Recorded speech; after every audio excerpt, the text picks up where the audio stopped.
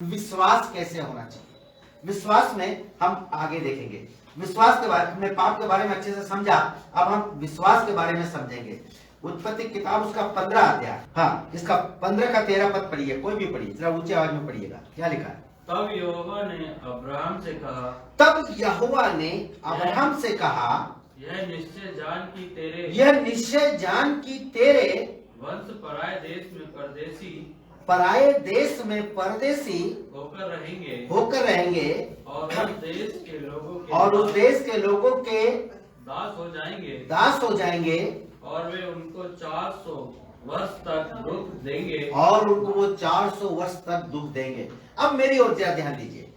Abraham के विश्वास, जब परमेश्वर ने अब्राहम को बुलाया, आपकी इसमें समस्या का निदान है, आपकी हर समस्या का निदान है। परमेश्वर ने अब्राहम को बुलाया, जैसे आज आपको और हमको परमेश्वर बुला रहा है। उसको वहां पर क्या कहा उसने, देखिए, तब यहोवा ने अब्राहम से कहा कि निश्चय जान ले कि तेरे वंश पराये देश में परदेशी होकर रहेंगे।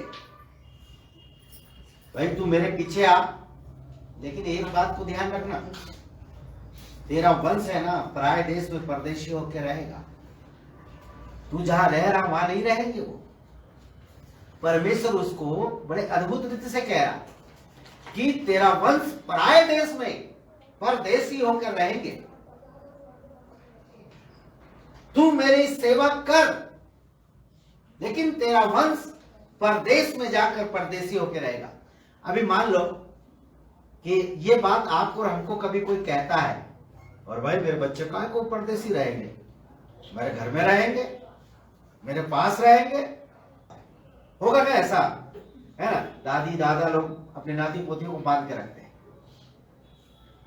लेकिन परमेश्वर कह रहा कि मैं तेरे बच्चों को इतनी ऊंचाइयां दे दूंगा, इतनी आशीष दे दूंगा कि वो परदेश में भी जाकर के रहेंगे। हालेलुया। वो शत्रुओं के देश में रहेंगे, शत्रुओं के साथ रहेंगे, लेकिन आशीषित रहेंगे। मैं उनके साथ रहूंगा। परमेश्वर उनको कहता है कि तेरा वंश पराये देश में परदेशी होकर रहेंगे और उस देश के लोगों के दास हो जाएंगे। अब वो और एक दूसरी बात करी, दूसरे देश में तो रहेंगे लेकिन वो दास होकर रहेंगे, वो मालिक नहीं बनेंगे, वो गुलामी में रहेंगे। और वे उनको 400 वर्ष तक वो दुख देंगे। फिर जिस देश में वो दास होंगे उसको मैं दंड दूंगा। उसके पश्चात में बड़ा धन वहां से लेकर निकल आएंगे। वो अपने पितरों से कुशल के साथ मिल जाएगा। तुझे पूरे बुढ़ापे में मिट्टी दी जाएगी और वे चौथी पीढ़ी में वहां आएंगे। और एमोरियों का अधर्म पूरा नहीं हुआ। और ऐसा हुआ जब सूर्यास्त हो गया और अंधेरा छा गया, अंगूठी जिसमें धुआं उठता हो, एक जलती हुई मसाल दिखाई दी, उन टुकड़ों के बीच में से होकर निकलेंगे। उसी दिन यहोवा ने अब्राहम के साथ यह वाचा बांधी, मिस्र के महानंद के परात नामक बड़े नंद तक जितना देश है, अर्थात कनानी, इब्जा, ये सब मैं तेरे वंश को दे दूंगा।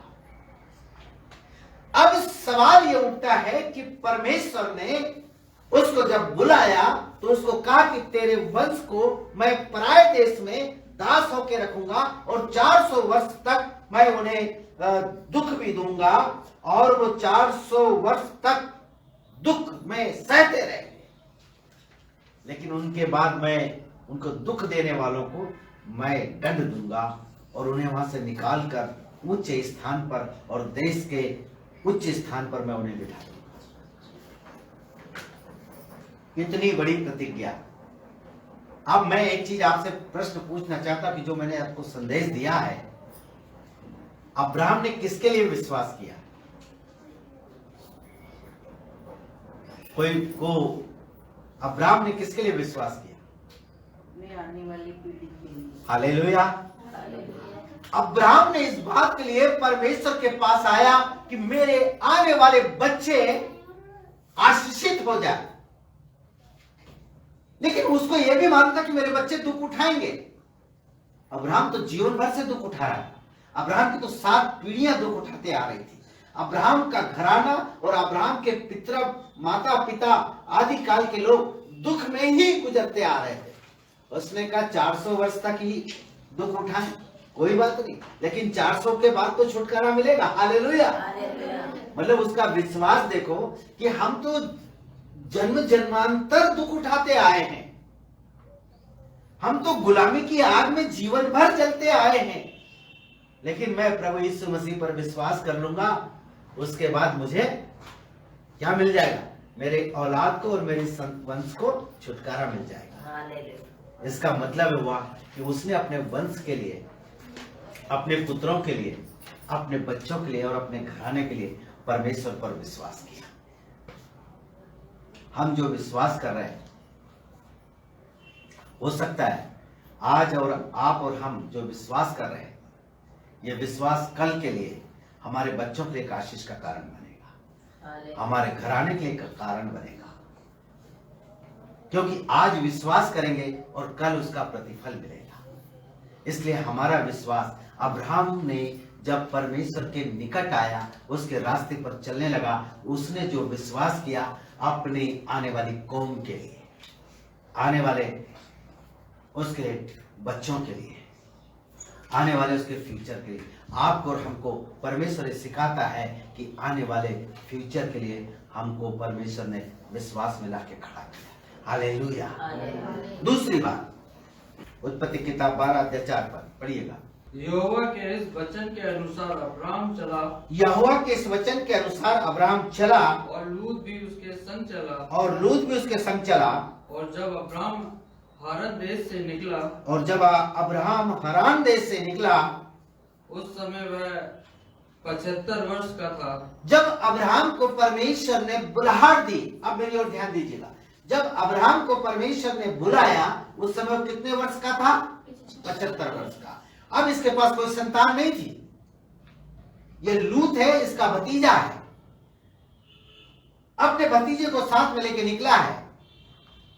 उसकी पत्नी अब्राहम और उसका भतीजा लूत साथ में चले।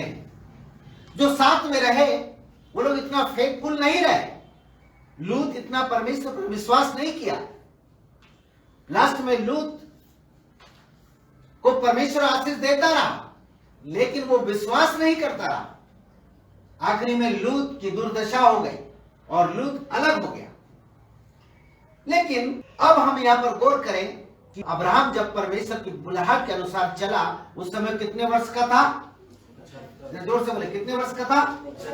अब हम यहाँ पर 21वां अध्याय निकाले इसका। और अब्राहम को परमेश्वर ने कहा कि तू चल मेरे साथ।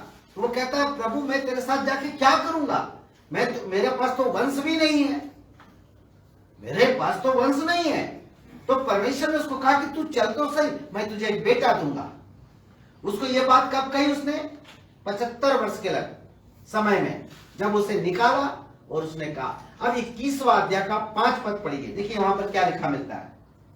जब अब्राहम का पुत्र इसहाक उत्पन्न हुआ, जब अब्राहम का पुत्र इसहाक उत्पन्न हुआ, अब्राहम 100 वर्ष का, वो 100 वर्ष का था। ऐसा लिखा है कि अब्राहम, यहां लिखा अब्राहम का पुत्र इसहाक उत्पन्न हुआ जब अब्राहम 100 वर्ष का था। कितने वर्ष का अब्राहम था? 100 वर्ष का। और उसको जब बताया गया था कि तुझे एक बेटा दूंगा, वो उस समय कितने वर्ष का था? इसका मतलब उसने कितने साल तक इंतजार किया? अब्राहम धैर्य धारण करने वाला व्यक्ति था। क्या करने वाला व्यक्ति था? संयमी व्यक्ति था, धीरज रखने वाला था। परमेश्वर, उसको यह विश्वास था कि मुझे जो परमेश्वर ने बोला है वो परमेश्वर मेरे लिए करेगा। हालेलुया। और हमें यह विश्वास नहीं होता कि परमेश्वर ने हमको जो बोला वो करेगा कि नहीं करेगा। ये उसमें और हमें अंतर है। हम अपने लिए विश्वास करते हैं और अब्राहम अपने आने वाली कौम के लिए विश्वास करता है। अब्राहम धीरज धर के विश्वास करता है कि उसने, परमेश्वर ने जो उसको कहा है उस पर वो अटल रहता है। परमेश्वर ने उसको कह दिया कि मैं तुझे संतान दूंगा, इस बीच में उसने नहीं कुड़कुड़ाया। मैं कहना चाहता हूं, बाइबल साफ कहती है कि बिना जोड़े का कोई नहीं है। क्या नहीं है? बिना जोड़े का। यशायाह नबी किताब उसके 34 अध्याय से 11 पद को जब हम पढ़ते हैं तो वहां पर लिखा है कि परमेश्वर के वचन में ढूंढ करके पढ़ो। कोई बिना जोड़े का नहीं है, सबका जोड़ा बनेगा। हालेलुया। वो बैठ कर मेरे बेटे के लिए अभी जो मंगनी हो रही नहीं हो रहा, परमेश्वर आपके बेटे के लिए जरूर ये वचन करेगा। यशायाह नबी की किताब और उसके 34 अध्याय को देखिए हम लोग। देखिए वहां पर क्या परमेश्वर का वचन कहता है, निकाल के पढ़िए अगर मिल जाता है तो। यहोवा की पुस्तक से ढूंढ कर पढ़ो, यहोवा की पुस्तक से ढूंढ कर पढ़ो, इनमें से एक भी बात बिना पूरा हुए ना रहेगी। इनमें से एक भी बात बिना पूरा हुए नहीं रहेगी। कोई बिना जोड़े ना रहेगा, कोई बिना जोड़े का नहीं रहेगा। हालेलुया। बिना जोड़े का कोई होगा ही नहीं दुनिया में, सबके जोड़े बनाए गए। पशु पक्षी जीव जंतु नर नारी सबके जोड़े हैं। हालेलुया। कभी कभी हम इन जोड़ों के बीच में बहुत उलझ जाते हैं, हम इसको समझ नहीं पाते इन बातों को। लेकिन वचन कहता है कि हर एक चीज का जोड़ा है। अब ढूंढ करके देखो इस किताब में। तो मेरे प्रियजनों, अब्राहम ने क्या रखा? धीरज। परमेश्वर की बात पर उसने विश्वास किया, परमेश्वर की प्रतिज्ञा पर विश्वास किया और वो उसको कहा तू चल भैया हमारे साथ, लेकिन 400 वर्ष तक तेरे बच्चे दुर्दशा में रहेंगे। और उसने कहा हमारी तो 7 पुश्तने, हमारे तो कुनबे के कुनबे दुख में रहे हैं। 400 साल कोई बड़ी बात नहीं है, दुख में रहे तो रहे, लेकिन उसके बाद तो हम आशीष पाएंगे। उसने ये विश्वास, इसको कहते हैं दृढ़ विश्वास। दूसरे चरण में उसको परमेश्वर ने कहा 75 वर्ष की उम्र में कि मैं तुझे एक बेटा दूंगा, और उसको बेटा मिला 100 साल की उम्र में। 25 साल तक उसने इंतजार किया, धीरज रखा। आपको और हमारे जीवन में क्या हम धीरज रखते हैं? यह है बात। तीसरी बात हम लोग देखेंगे इसमें, परमेश्वर का वचन। उसने यहां पर परमेश्वर के वचन को देखें हम लोग। उत्पत्ति किताब उसका 21 अध्याय। फिर अब्राहम ने बेर्शेबा में झाऊ का एक वृक्ष लगाया और वहां यहोवा से जो सनातन ईश्वर है प्रार्थना किया। क्या किया? यहोवा से अब्राहम ने प्रार्थना किया। इसका मतलब यह हुआ, हमने 2 चरण अभी तक देखे हैं, 3 चरण। नंबर 1, पहला चरण हमें पाप को स्वीकार करना है। नंबर 2, और स्वीकार करेंगे तो विश्वास करेंगे तो हमारे पाप प्रभु यीशु मसीह दूर करेंगे। नंबर 2, हम ये देखते हैं कि अब्राहम को जब उसकी पीढ़ी के बारे में बताया गया, उसकी बुलाहट के बारे में उसको बता दिया गया, स्पष्ट बता दिया गया कि तेरे परिवार में दुख आएगा लेकिन उसके बाद एक बड़ी शांति होगी। और तीसरी बात उसको कही कि तुझे धैर्य भी रखना पड़ेगा। और चौथी बात उसने प्रार्थना किया। क्या हम अपने जीवन में हम अपने आप को गुनहगार मानते हैं, पापी मानते हैं? नंबर 1, मसीह जीवन में आशीष को पाना है, मसीह जीवन में आगे बढ़ना है, मसीह जीवन में ऊपर उठना है, इस गरीबी से त्याग करना है, इस दुख तकलीफों से हमें मोक्ष पाना है, तो हमें अपने आप को छोटा करना पड़ेगा, अपने आप को पापी स्वीकार करना पड़ेगा। नंबर 2, हमें अपने आप को विश्वास करना पड़ेगा। हम विश्वास में कमजोर हैं। अभी हमको कोई बोलेगा हम भटक जाएंगे, अभी हमें कोई भटकाएगा हम भटक जाते हैं। हमको विश्वास में मजबूत होना चाहिए, अटल विश्वास, अदर विश्वास, अद्भुत दृढ़ विश्वास हमारे जीवन में कि प्रभु के साथ मैं चलूंगा, प्रभु मुझे जिस मार्ग में भी लेके चलेगा। अब्राहम को परमेश्वर ने कहा कि मैं तेरे बच्चों को दुख दूंगा, 400 वर्ष तक दास बने रहेंगे। उन्होंने कहा प्रभु कोई बात नहीं, तू दास बना ले, तेरा दास बनना हमको स्वीकार है। लेकिन हम शैतान के जंगल से तो हम छूट जाएंगे। मेरे प्रियजनों, यहां पर उसने फिर प्रार्थना किया अभी हम लोग देखते हैं, अभी हम सब कुछ करते हैं, प्रार्थना नहीं करते। क्या नहीं करते? प्रार्थना। हमको प्रार्थना करना चाहिए। और दूसरी बात, हम सीखने की कोशिश भी नहीं करते। तो यहां पर अब्राहम को परमेश्वर यही बातें बता रहा और यही बातें हमें सिखाना चाहता है। हमें आशीष कब मिलेगी? अब हम ये सोचते हैं हम सब सीख गए। यह है प्रॉब्लम हमारे लाइफ का। तो यहां पर तीसरे चरण में अब्राहम ने प्रार्थना प्रारंभ किया अपने सनातन के ईश्वर से। वहां पर लिखा है कि यहोवा से, जो सनातन ईश्वर है, उसने प्रार्थना किया। अब्राहम ने प्रार्थना किया। अगर हम परमेश्वर की बुलाहट के अनुसार अपने जीवन को आगे लेके चलना चाहते हैं तो हमें सनातन यहोवा परमेश्वर ईश्वर से प्रार्थना करना।